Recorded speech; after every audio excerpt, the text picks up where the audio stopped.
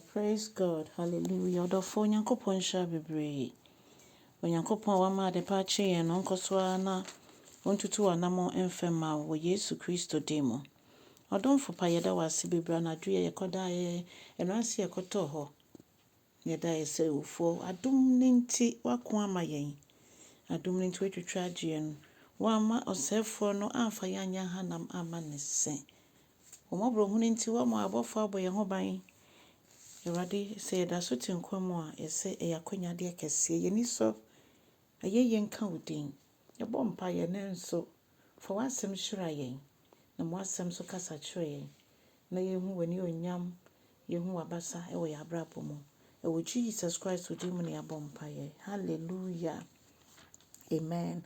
Odofo ma Akwaaba ne nso de bauti asese ndwumede so ne yafa yakenkan samafi Yakubu etinum nchichemu dumiensa dikosi dunsia.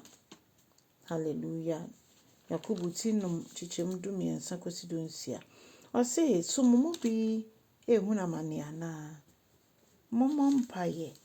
Odofo ni de kyerɛ yehuna mane a yesu a mpaebɔ nka ho a emfaso bia enhyeda emfiri ma. Se yesu mpo a na ye esu a ye de bɔ mpa yesu gorade so. Ose na momu bi nso ani agye ana.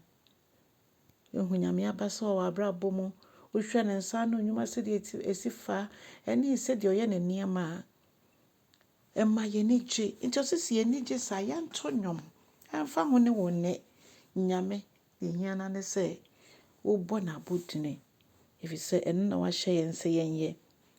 Ose momu bi yare nso a momfra asafo mpanimfo no mommo mpa ye emfema mo.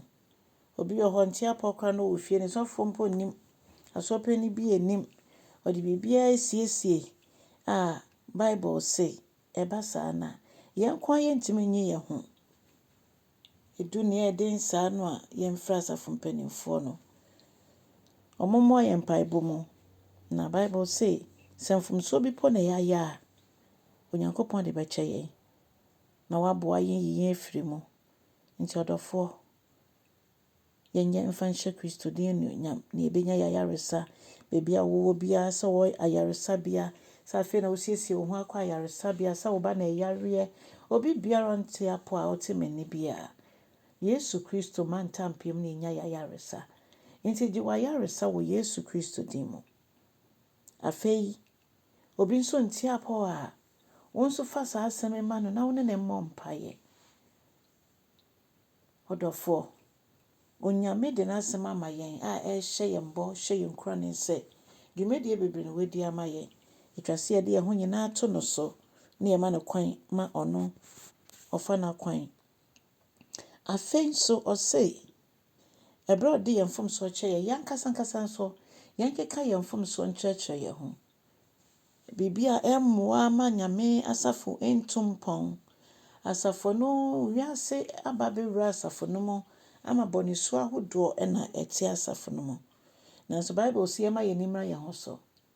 Yanka ye boni nkyerɛkyerɛ ho Nyankopɔn fa yen fom so enkyɛ ye. Yempagya asafo no fom so nyina mbe Awurade anim. Enye se kekese ye beka ho asem afa ya sofo ne mpanimfo ho keke.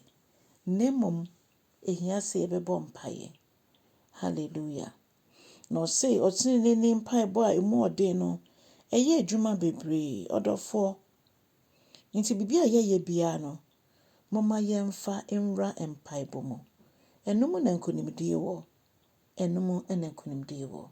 Me bubu ye ho atan keke. Entwitwa ye ho nanti keke. Ye nua ye mfom so a yetimi twi na adwengyina so na ye fa kwan bi so ema ye nyina yetimi ti ye ho asia. Ana ye makwa ma nyame nkronkron ema ya akwankyerɛ a enema nyina beto din.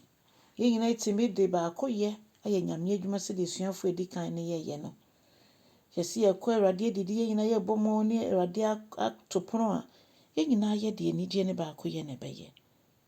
Odofo ne wo ye mu biara tete Kristo asafo no. Odofo Bible say yankeka yen fom so nkyerɛkyerɛ ye ho ebia. Na yentwetwe ye ho nkɔ ɔdɔ no nyumapɛ mu. Eba sa dwumedi a Kristo Yesu bedi ye no. yɛbɛhu ɛho mfasoɔ. Onyankopɔn nhyira bɔ mmɔden na kyɛ asɛm no. Na Onyankopɔn nam wo so nyɛ ɔsɛmpakani ntwe akra bi ɔmo nya nte Awurade ase no, ɔmo nte n'ase. Nneɛma pa bi Onyankopɔn yɛma yɛ bia yɛmmɔ ne dawuro, yɛmpagya Kristo baabi a ɛbɛkɔ bia. Yɛnkyɛ yɛdɔ a yɛde dɔ no. Na afoforɔ hwɛ yɛn nneyɛe yɛ kasayɛ a ɔmo de toto nsɛm a yɛka kyerɛ ɔmo ho a ɔmo agye ato mprɛko pɛ sɛ yɛsom Nyame a ɔte aseɛ. Ɛno nti na yɛn nso yɛdi nokorɛ ɛma no. Nyame nkronkron boa yɛn. Yɛntumi nyɛ ne saa.